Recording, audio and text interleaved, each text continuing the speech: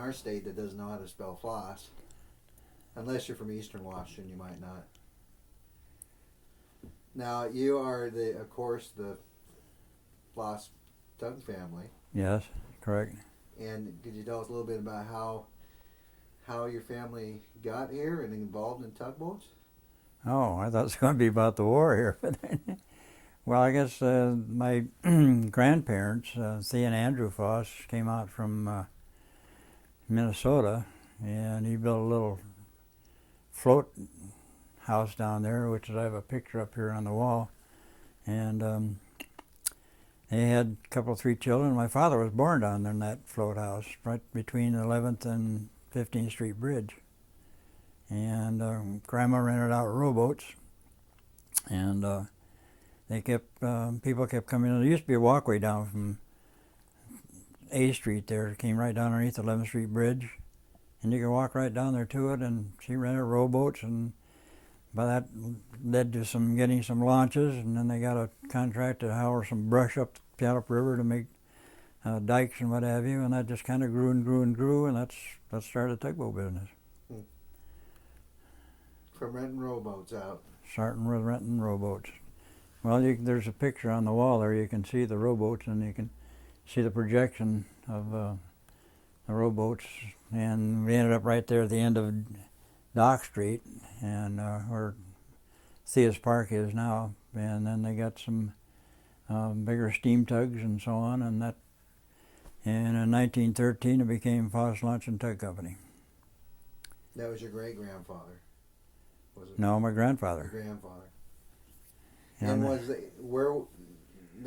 Foss, where in Europe is Foss from, the name? From Norway. Norway? So your grandfather, was he a seaman before he came here? Yes, yeah, he was sailed in the old square riggers and was a carpenter on the ships. And he took his name from Sven Fossen, something like that. I have the spelling in some papers in the other room there, but that's where he took his name from, which means running or falling water or waterfall type thing. That's where he got his name. And then it went on in years. You were in the 30s. You said that was your father a legislator in the state of Washington? Mm-hmm. Yeah, that was back in the early 30s. That's when Martin was governor.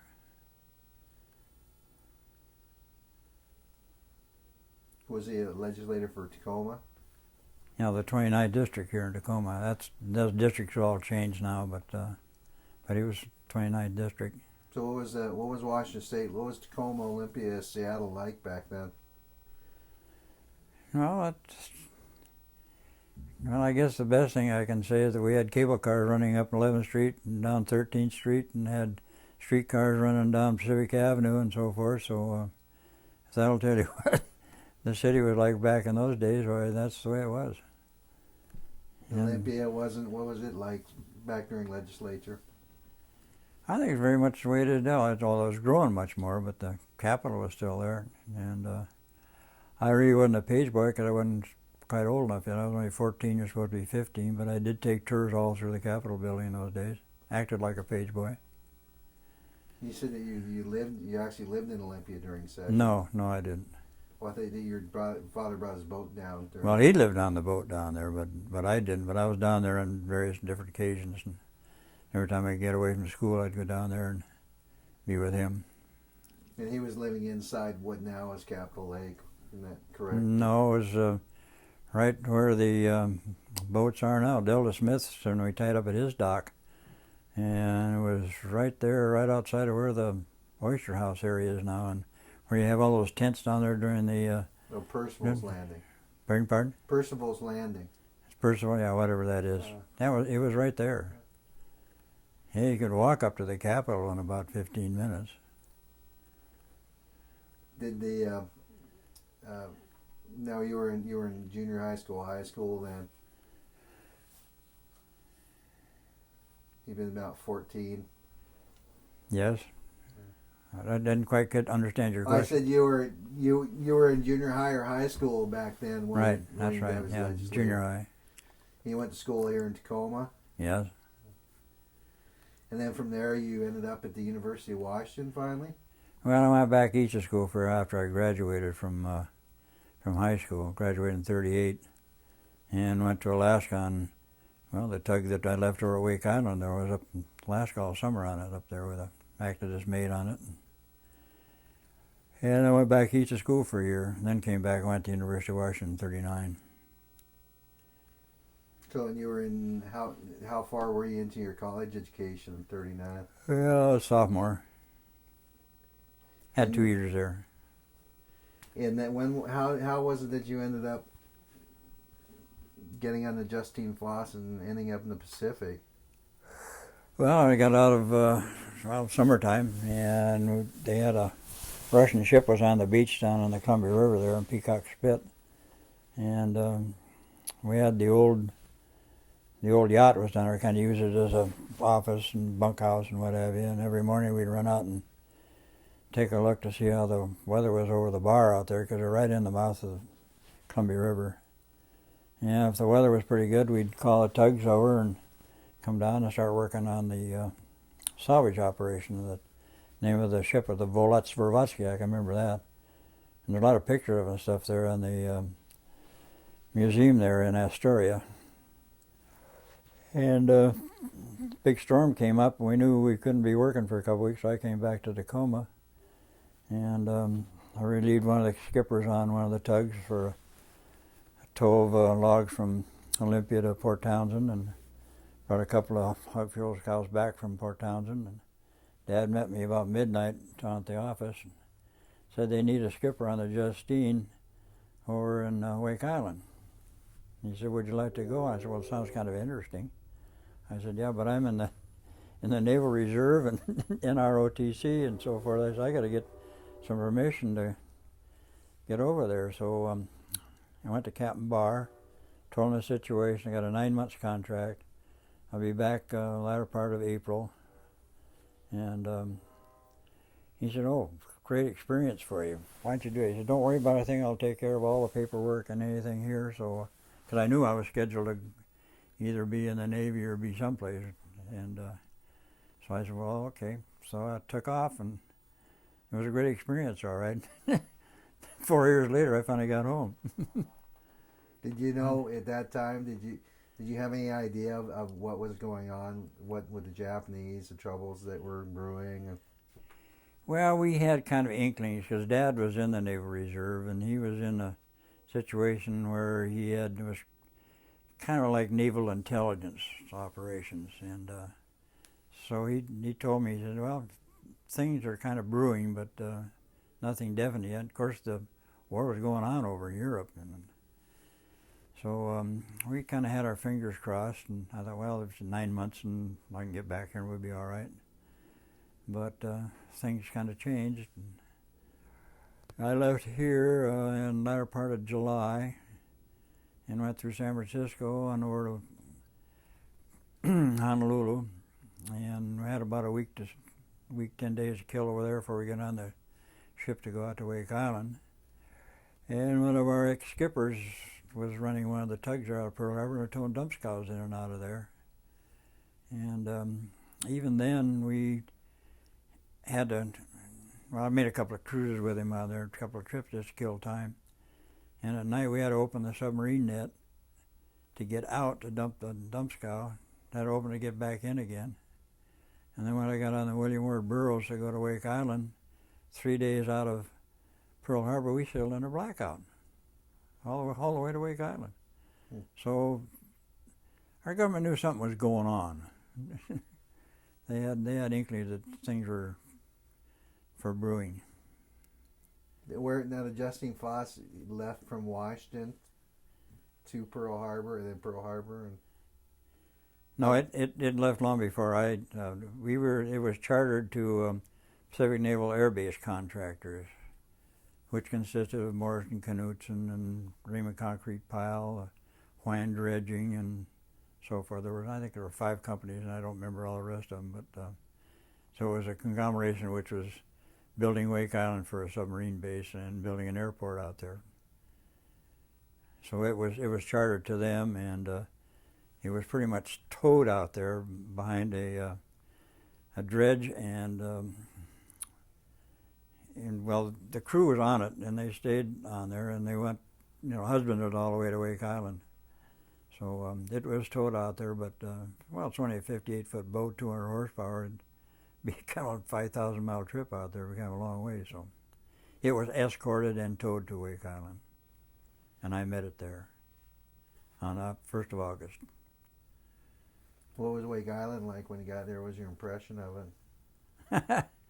It's pretty bleak. It's just nothing but a little atoll, and it's about 7 miles in circumference, and half of that's lagoon, what have you. So there's not much property, and the elevation I think is 16 to 18 feet is the highest point of the land there on Wake Island. But it's nothing but a little atoll way out in the middle of no place. It's pretty exciting to be there. Oh, I didn't think it was exciting. I knew it was a job to do, and we had a lot of work to do, and we worked 10, 12 hours a day, so nothing else to do. You might as well work. So what was Justine Foss doing during that time? Well, there's no docks at Wake Island, and there's a little channel that comes in there, and they build a little kind of a basin, I guess you'd call it, more than anything. So the ships had to unload onto barges, and we had to tow the barges into Wake Island. That's where they got the supplies in, was on barges. So you were working for Morrison Knudsen, sort of, or? No, I was working for Pacific Naval Air Base contractors. And then, who was on Wake Island? How many people were there?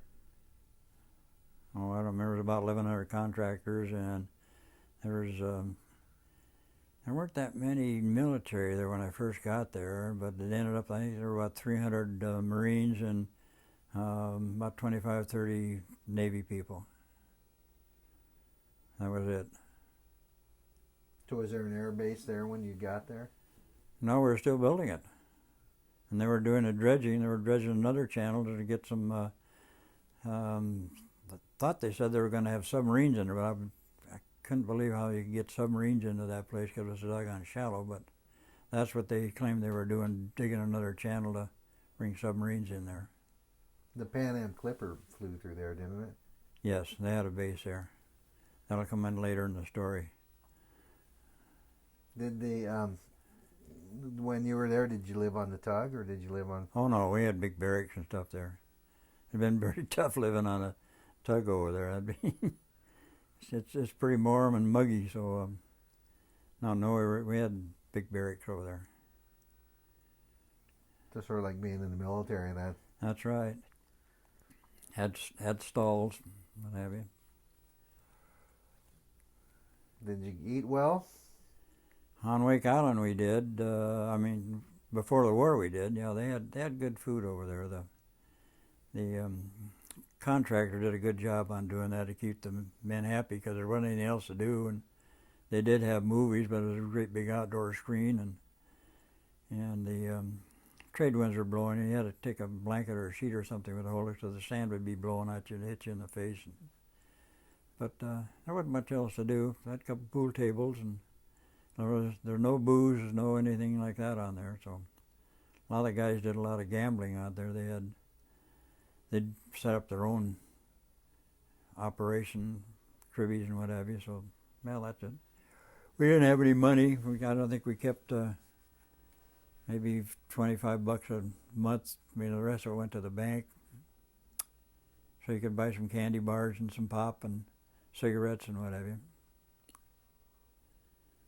Was there communications back home, or just letters, or? Just mail. No, just mail. Wasn't a real tropical paradise then. Oh gosh, no. Well, most of those islands out there aren't paradise anyway. Particularly those little atolls that you're on. Did you know where Wake Island was when you first heard about it? Oh yeah, I knew where it was. Because the tug was already headed out that direction, so I knew where Wake Island was. So your dad thought it'd be a great experience for you, huh? Well, he didn't think so. He asked me if I wanted to go, and I said, sure. I think it sounded like it's kind of a good experience. He just asked me. He didn't tell me to go or anything else. I just said, no, okay, I'd like to do it. Now, how many crew members were with you on this? Well, There were two during the daytime and two during the night. Skipper and a deckhand, skipper and a deckhand is about all we used. So you're 24 hours a day, were you? If the weather was good, it was, and the ship we're in, why we worked right around the clock, and then when there wasn't a ship, why we had other, and we tended the dredge and tended the drill barge and hauled the dynamite from the beach out to them so they could drill the holes so they could blast the lagoon so the dredge could dig out the coral. So what did you do in your leisure act time off? How did you entertain yourself? On Wake Island? Yeah. we did well. I think we had one day off, I think it was during Thanksgiving. We went out and swam all around that coral reef. Other than that, I mean, you didn't have a day off. You just kept working. There was always maintenance to do on the ship and what have you. Did you get to know any of the Marines that were on there, or were they sort of separate from you? No, they were pretty much separate. They had a separate camp from where we were. The only time we got involved with them is or the military, is when some military ship would go by and they'd have to have some kind of a quorum or to get somebody officer to elevate something. We took a couple of those trips out to sea to take those fellows out to their ship so they could have their meeting or whatever they did. So were they were busy building up fortifications while you were building an airport? Is that what? Well, it really wasn't building fortification. It was building a base is what they were building. They were building buildings and extending the airstrip, and it was just an entirely different operation. And they weren't fortifying anything. They had a few gun emplacements out there, but those came very late too. We had very little armament on the island. So things seem to change all of a sudden, or as you got closer and closer to. Not really. No, we just did the same thing day in, day out. And so you most likely remember the day Pearl Harbor happened. Oh, very much so. Very much so. I'd been working that night and down there, and I was still in my bunk, and a friend of mine came in and said they'd bombed Pearl Harbor, and I said, "Wait a minute, Herb, slow down. When you're all excited," he said, "No, they bombed Pearl Harbor." And so we were sitting there discussing a little bit. About noon, they hit us, and so we scattered and got out of there, and we could have thrown rocks at those planes that came over. They came from the Marshall Islands, which are about 600 miles south of Wake Island. Yeah, we could see the guys in the cockpits or in the thing. They call them Bettys, I think, with the four-motored bomber planes. And we could have thrown rocks at those guys. But they were advised to hold fire, so we didn't do anything. So no one shot back? No, one guy fired his rifle off, and I think they were going to try to court-martial him for disobeying orders, but that fell by the wayside. That didn't last very long. So why did they order him not to return fire? You asked Uncle Sam that. You asked him why he left the gates open at Pearl Harbor and to let the Japanese in.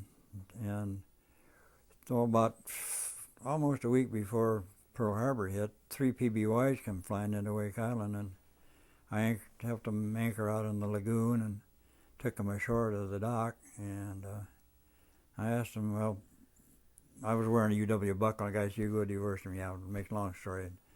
Yes, we both did, and so we got chit-chatting, and I said, "Where the heck are you guys going anyway?" Because these were different from the planes that had been going through. They were flying them PBYs over to the Dutch East Indies, and they had a big orange triangle on the wings.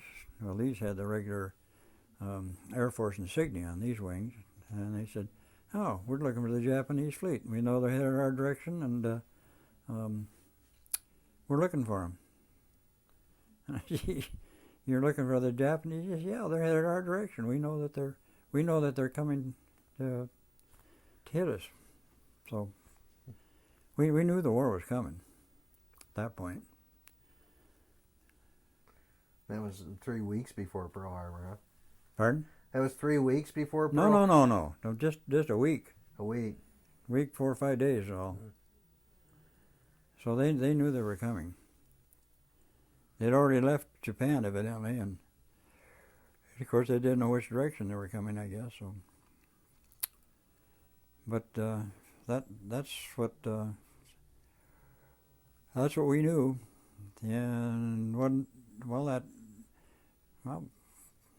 December 7th was December 8th where we were, but because we're across the international date line. So did they get a radio message, or did you not know until the Japanese showed up in bombers that they were coming? Well, now I'm having a hard time interpreting your question there. Did you heard that Pearl Harbor had been attacked? Yeah, it had been attacked. So you knew before the Japanese showed up that it had happened? Yes. Well, they bombed them that morning, and then they hit us at noon. Bombed us at noon, and we had all our planes sitting on the ground, and they ruined most of them. So hold your fire. We were pretty disappointed. So in the few hours you had after you were told that what had happened, did it all of a sudden everybody scramble to try to get ready for the Japanese? No, we tried to get ready to hide ourselves to save our behinds to get on it. Because we weren't organized at all. We weren't organized in anything. And there was no particular announcement. My friend came running in. Evidently he had heard it on the radio or something. They had radios there. And that's the first I heard of it. I didn't know anything about it until we were sitting there talking. All of a sudden here come the airplanes. So what did you do when the planes came? Were you on the tug or? No. I was asleep that morning. Oh, I said, I'd worked that night, and he came over and woke me up just before noon and said Pearl Harbor had been bombed. So that's how I knew about it. So that was early in the day, and what happened as that day progressed?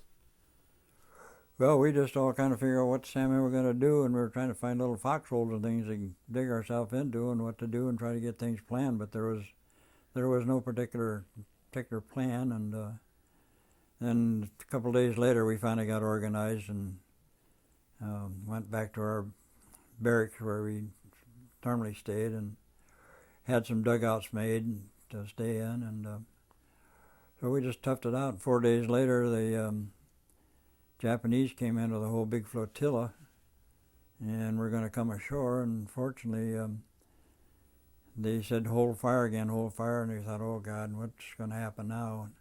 Fortunately, we did, and they had a troop ship, a couple of destroyers, and a couple of cruisers and what have you. And so the well, anyway, had a 5-inch gun, and they let the ships come right in within, I think it was about less than 4,000 yards. And then finally, they said, okay, fire, and they hit the troop ship pretty firmly, and then it was damaged badly. And we must have hit some kind of a magazine or something, because there was quite an explosion on that one. And sunk a submarine and sunk two, I guess they're kind of light cruiser. And so they figured that, well, we got an article in there. I wish I could read it to you, but I can't read it, about exactly how it happened and how many we sunk and how many were lost and what have you. And they turned tail and figured out, and this was the first battle of World War in the Pacific. And they turned tail, went back, and they came back, let's see, that would 4 days. Well, it was a couple of weeks. They came back on the 23rd and finally took over the island. They really came back with battle wagons and really were organized that time when they came back today. They thought they were going to walk right ashore and Wake Island, but they found out differently. So we won the first battle of the war. To where people, was there a lot of fear and when all this was occurring, or? No, I don't think so. I think the fellows just, they knew what was going on. We went about our job and did what we had to do. So did the military sort of help? Did they take control, or did Or how did you organize? Because you by far outnumbered the military, didn't you? Oh yeah, yeah. There was only about 350 military on the island, but we helped them out. We just went around with them, and so um, some of the fellows were armed, but we didn't have any armament particularly. Had a few rifles and what have you, but we were scattered around and helped them with their ammo for the gun emplacements we had, 3-inch anti-aircraft guns and so forth. So we just kind of fell in with the Army and the military and helped them out. And I was running the little ferry, little LCVP, those little landing barges, and we had a little tug there. It was about a 40-horse tug, and we had to take the ammo and grub trucks across the channel there so they could keep the guys supplied over on a different island. So that was our job. That's what we did. Because there's a little island by Wake, isn't it? There's Wake, and then there's a... Well, there's Wake and Peel and Wilkes. You can throw a rock between them practically, but they're all kind of tied together. And when the Japanese were bombing, they bombed the bridge out between the main island and Peel Island, but the channel cut the island off of Wilkes Island, cut that off so you had a ferry across to get to that one, but about all you did was turn around the channel and you were there. Did what was that like with the air attack? For someone who has never been in one, what was that like when the Japanese first showed up and started dropping bombs? Now you mean... being under aerial attack by the Japanese, what was that like? Well, the first day was the main aerial attack, and then they came up every day and threw some few bombs around at us every day for 16 days. And then an invasion happened at night, so there was no aerial attack. So after 16 days of that, were you getting jittery or? No, gosh, no, we weren't jittery. So you were just pretty confident in your ability to withstand them, or? No, but I mean, you can't get jittery. You'd drive yourself crazy. You did that. You just had to take what happened and go day by day. There's no other way to do it.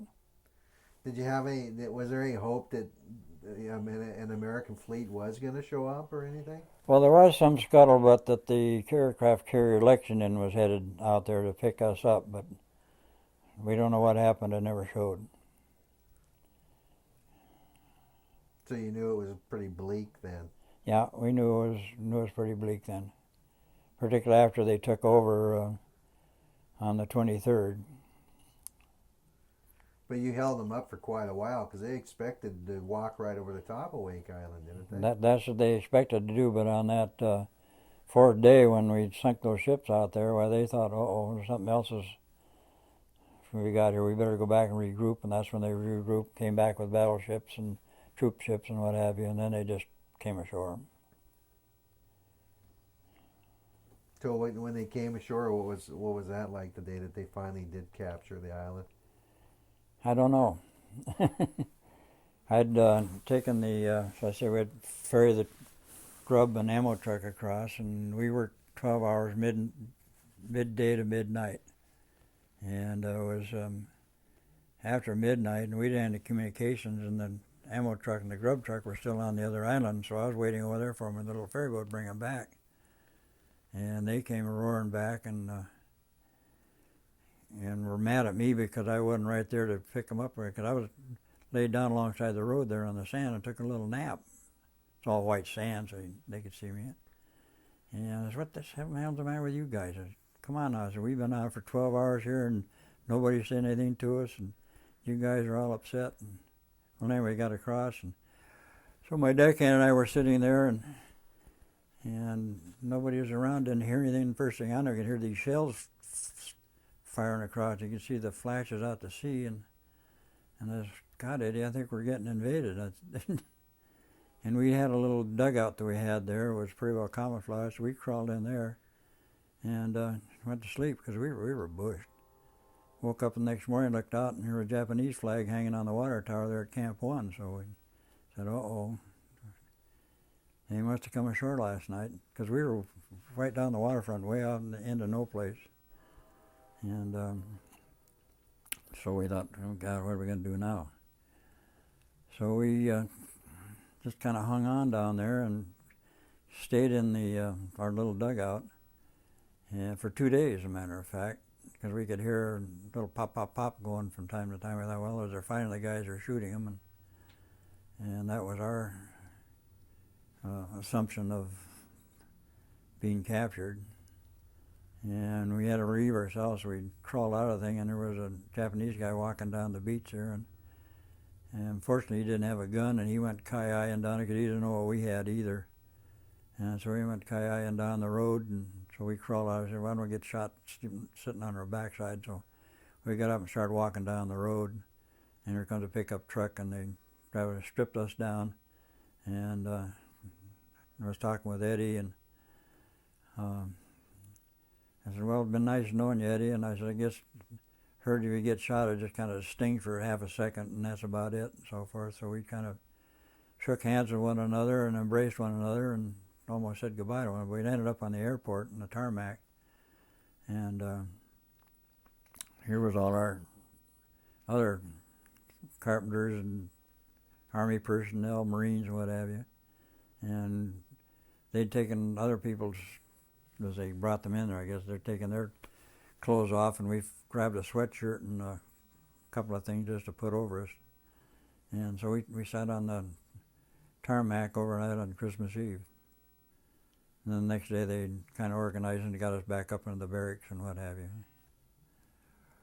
which was a lot better than that. And we thought we were going to get shot, but no, they kept us. And then right after the first of the year, they took the majority of the personnel on Wake Island off. I think they went to China.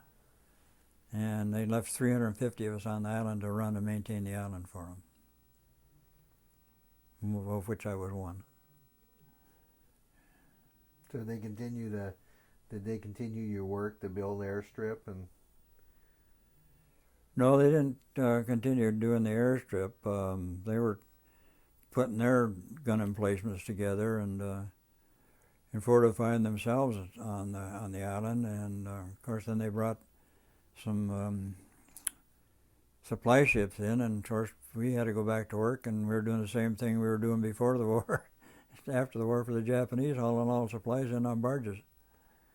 So you thought, though, that you were going to be executed? Pardon? You had no doubt that you were going to be executed? Well, we thought we were, and until we ended up there at the airport where all the rest of the fellows were tied up.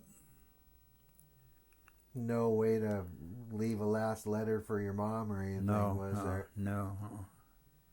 Did you think about mom and dad and home? And oh, heavens, yes. Of course, you could just tell them what's going on, but there was no way to do that.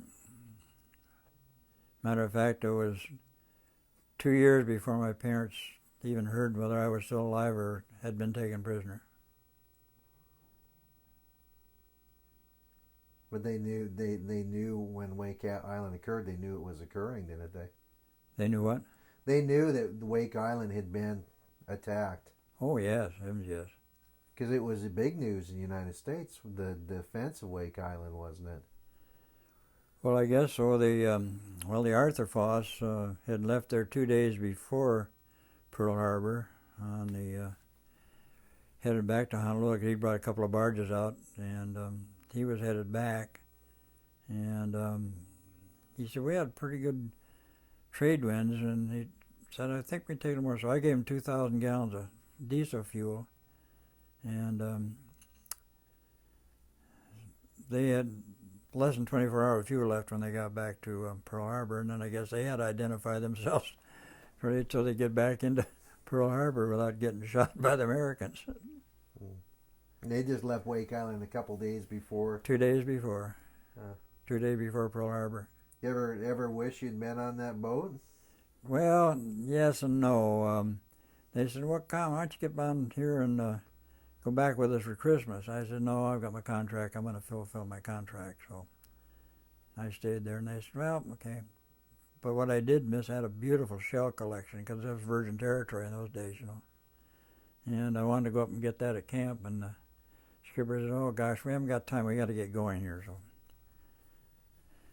So anyway, I didn't bring my shell collection home. So you just woke up and the Japanese were there. That's a completely different story than we've heard before. We've heard people that we've interviewed Marines before that were there and saw them coming in, but we never have spoken to anybody that woke up and saw a Japanese flag outside.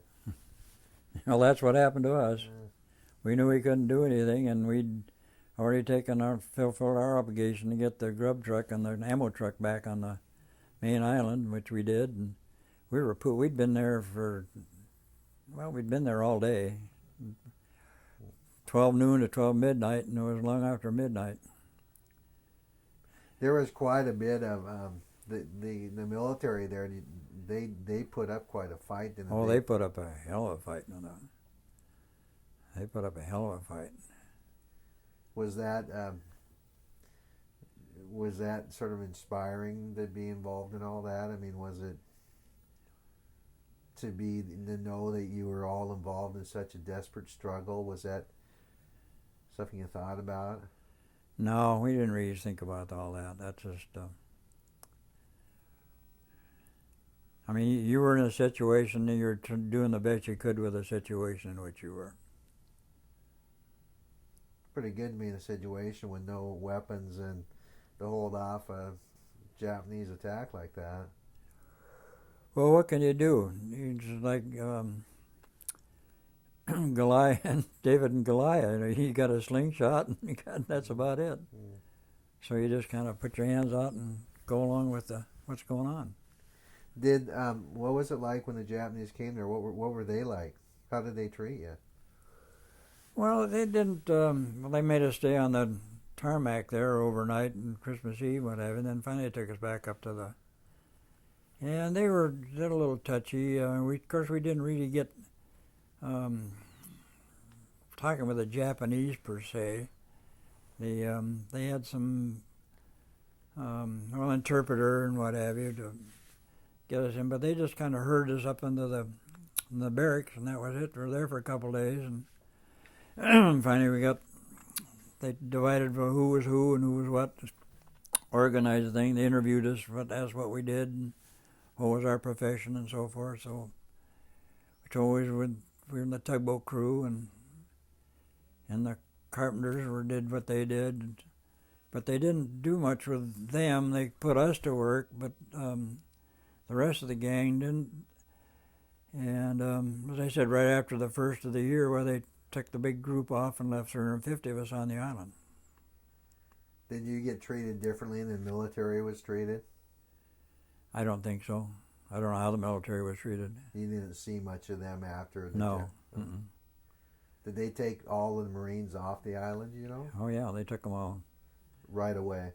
Well, right after the first year, they were there about a week, 10 days. I guess before they get some ships in to take the crew off, or take our civilian people off and or the military. So you were still running the tugboat then, even with the Japanese there? Oh, yeah. Did you have a Japanese skipper, or did you? No, I was a skipper. Who was and watching? Tom McGinnis was the other skipper. So we just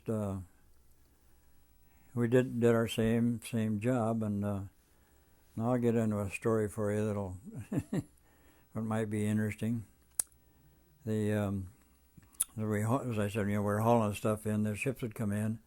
We'd lighter all our supplies and stuff ashore, including the ammo and what have you. And it was kind of interesting. When we bunched the barge on the side sitting on a barge with about 500 tons of different bombs and explosives and shells and what have you on it. But so anyway, they would bring what they call bentos, little boxes about the size of your big lunch pail, which was our lunch, to bring it down to us from the camp.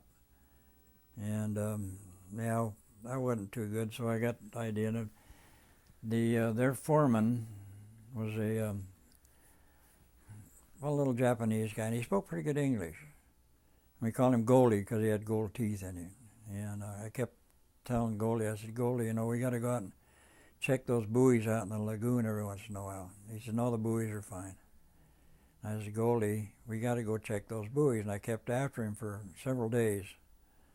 And I knew that the big warehouses over on Peel Island were jammed full of. We were just loaded for Christmas out there. All kinds of canned goods and you name it.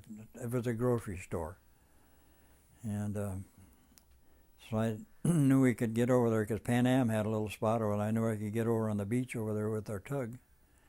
And so I kept after him. Finally he said, okay. So we went out. I looked at a couple of buoys, went on by them, and went right over to the Pan Am dock. And he said, where are you going? I said, come on, I'll show you. So we went up to this warehouse, and we knocked the few cases. I'm going to case up, and then, God, there was all peas, carrots, beans, hash, you name it, fruit business.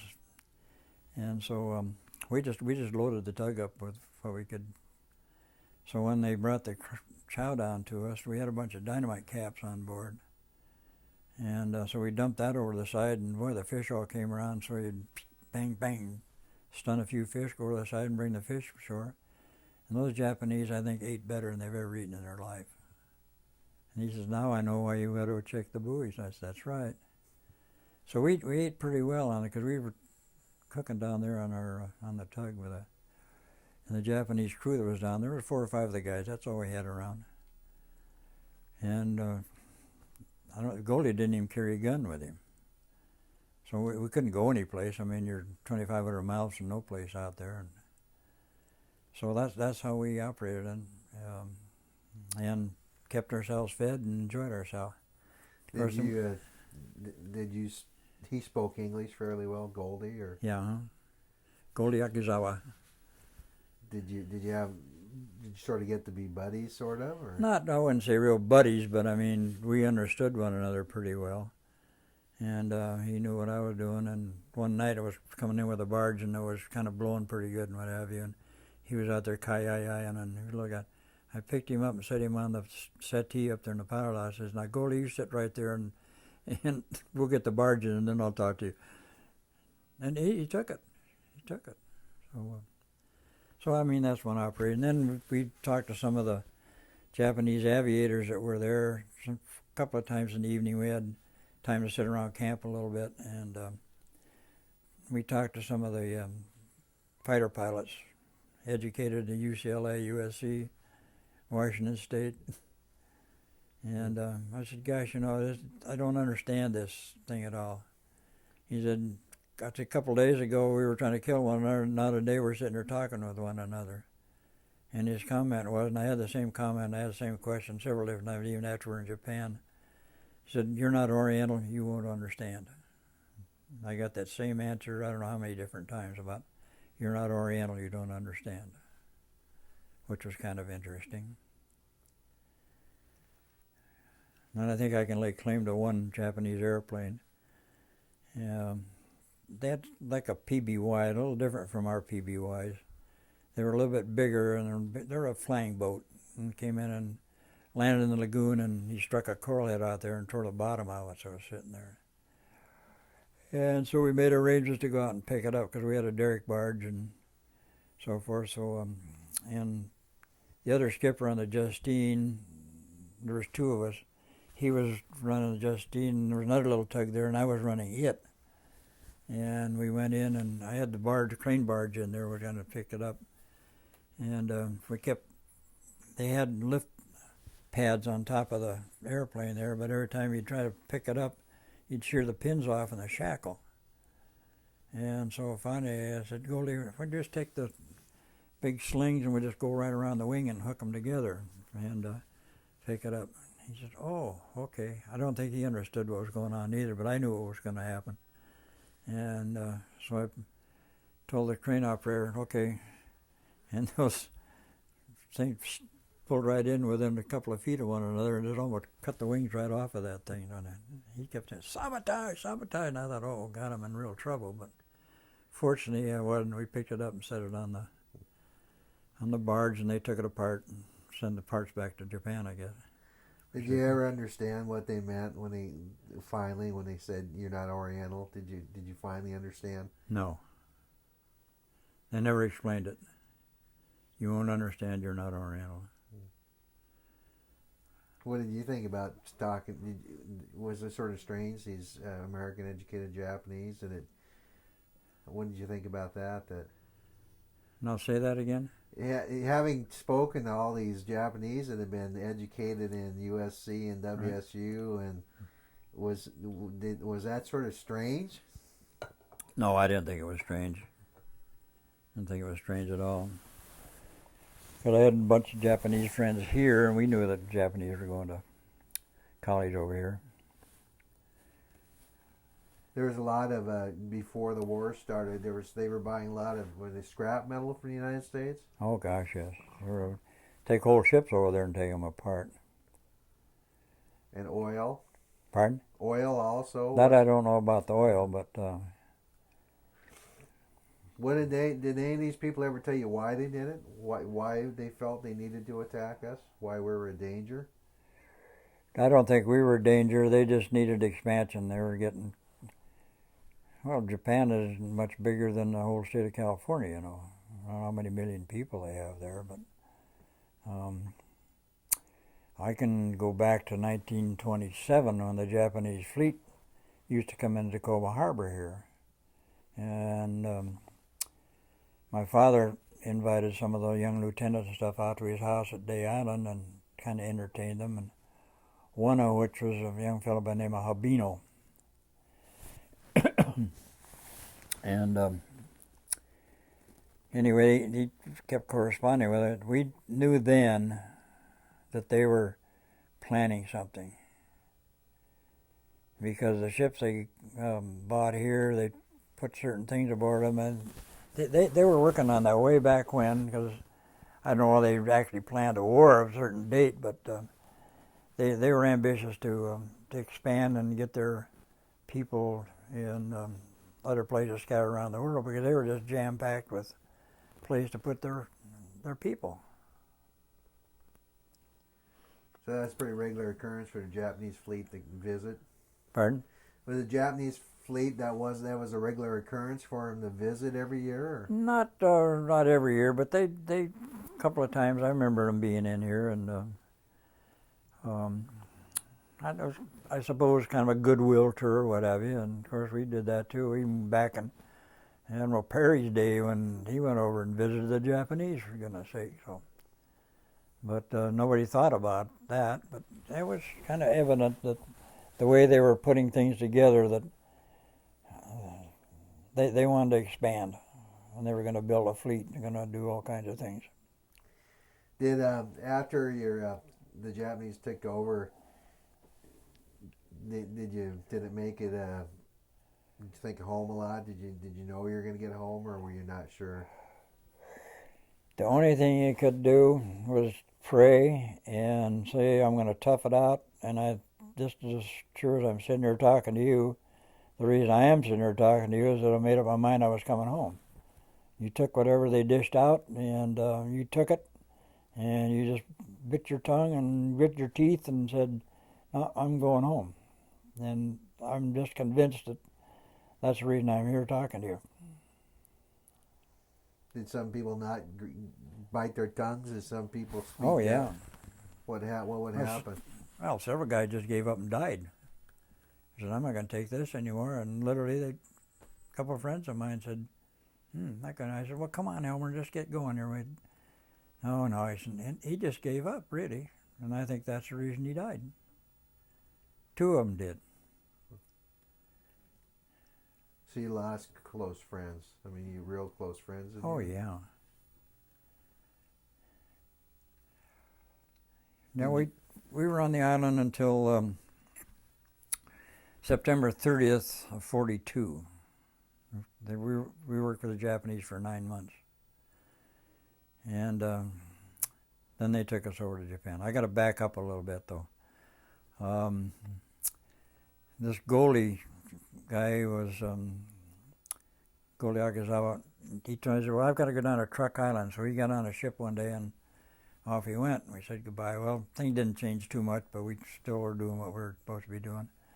And about a month later, we went out to the ship to pick up the stuff to haul things ashore, and who comes down off the ship but Goldie again. And I said, what are you doing here? And he said, well, how are you doing? And I said, well, same old thing. And he said, do you need anything? And I said, God, if we could get some cigarettes, Goldie.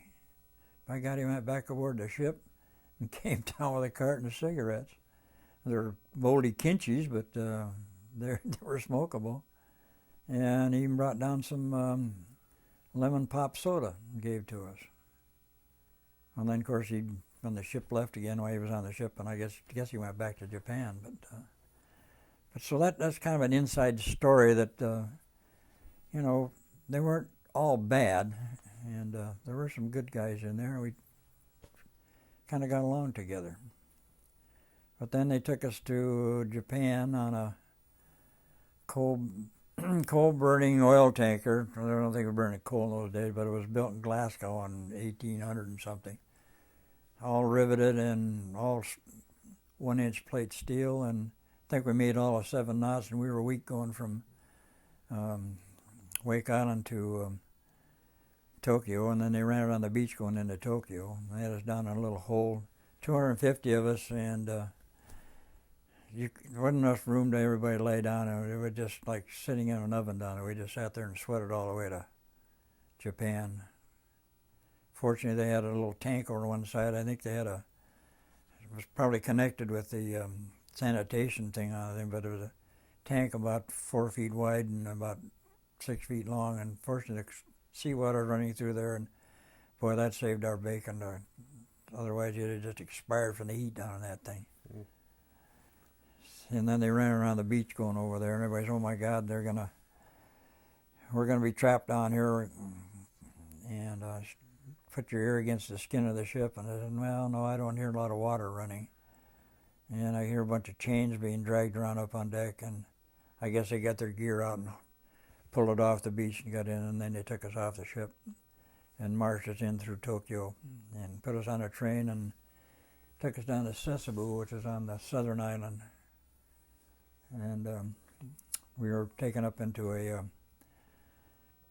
camp, which was nothing more than an old cement shed is what it was, with a thatched roof and a dirt floor.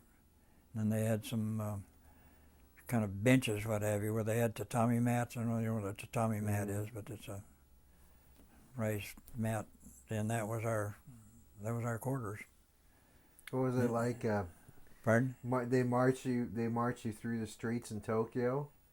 Not in Tokyo, but they did in Sasebo. When they got off the train, they marched a long ways through the streets. And were there people lining the streets? What was it? Oh yeah, it was scary as all get out, because people wear those wooden shoes and they just clatter, clatter, clatter, clatter, and they're all walking along. They were all, you couldn't tell what they were saying, but they were kind of shouting something and so forth. So,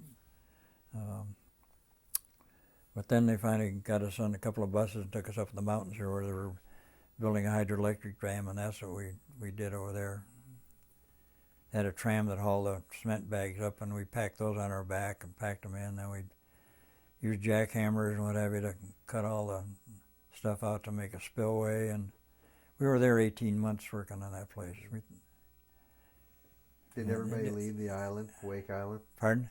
Did everybody leave Wake Island then? No, we left 98 guys on the island. Were any of your friends left behind? Or? Yes, several of my friends and the other skipper. And I'd been hurt because we were fixing a marine railway for them over there, which they wanted to do. It had some sampans that were damaged, and they wanted to get them hauled out to be repaired.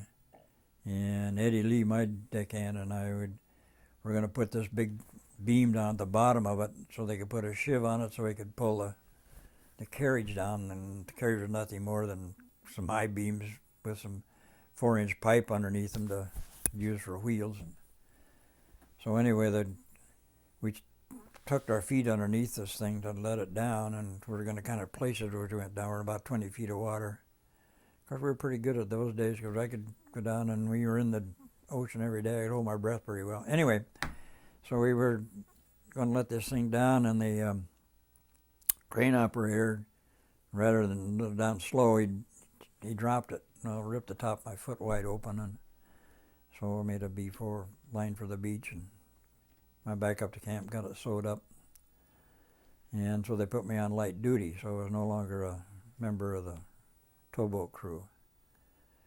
And so when they get ready to take us off in September, end of September, I volunteered to stay on the island because I thought, well, we got food here, we can rains every day, or a little bit of rain anyway, so we got water, and there's fish in the ocean, and I'm pretty sure we're going to have to take Wake Island back before they get back over to Japan, but I was completely wrong.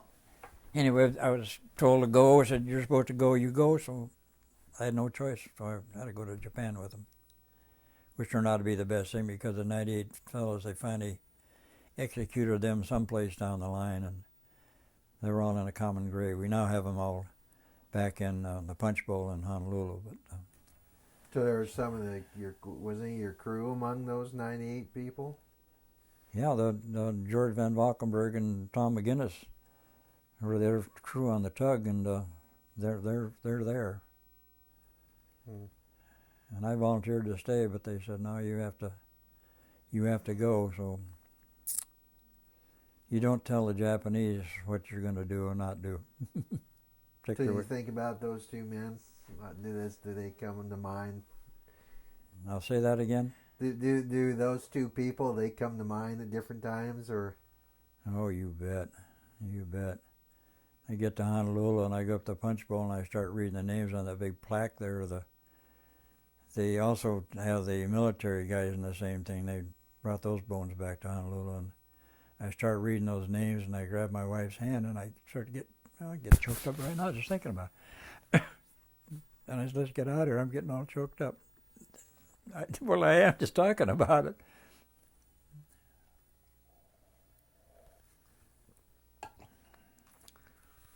Well, you bet it's emotional. You can't understand. Just like you don't understand another or you can't understand unless you've been there until how it works.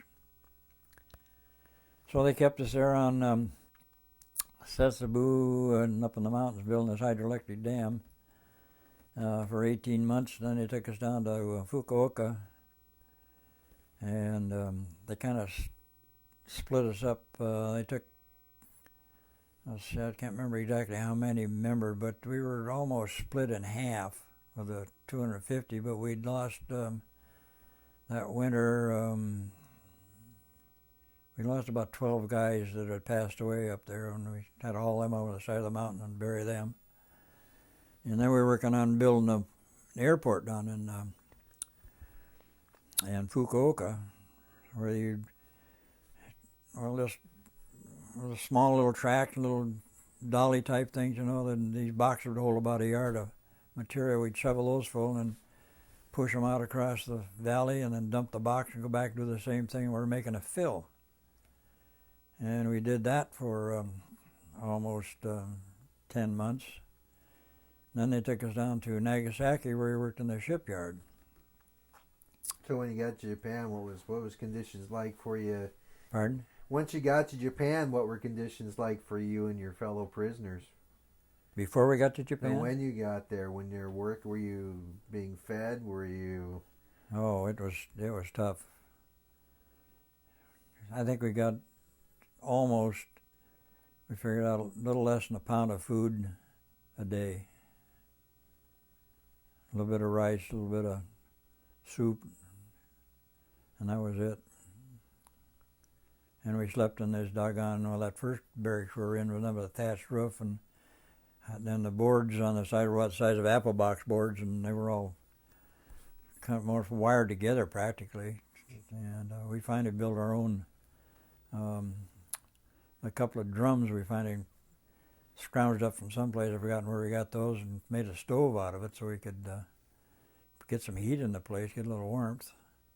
And finally we would kind of steel lumber, so to speak, around with little boards and things. And we finally built a box wherein we could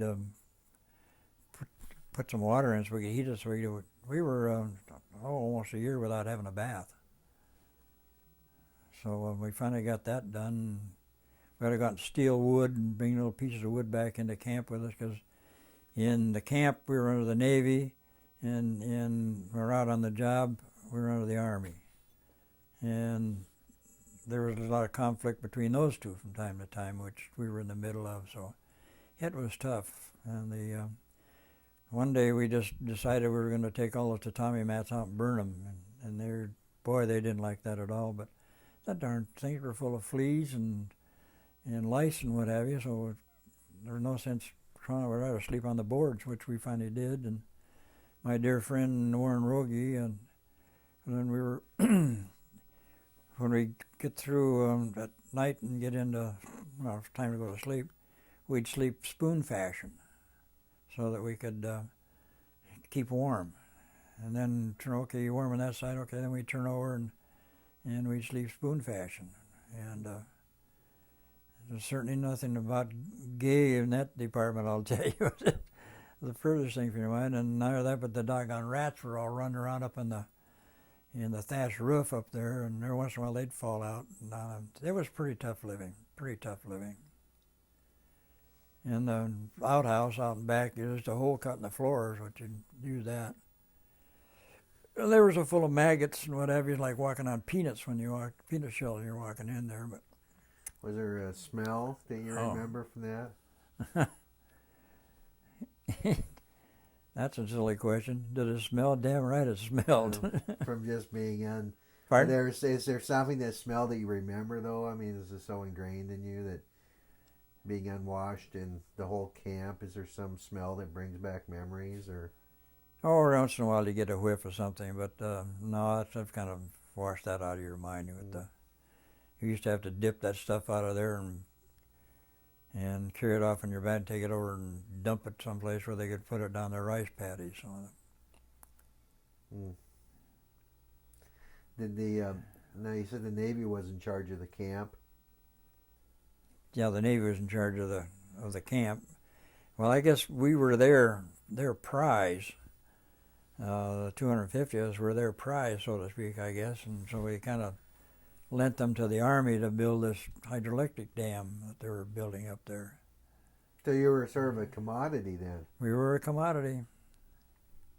So the Army had their prisoners and the Navy had theirs? Well, they didn't have them there, but then after we left that camp and down to Fukuoka, then it was strictly all under the Army. Strictly under the Army. And as far as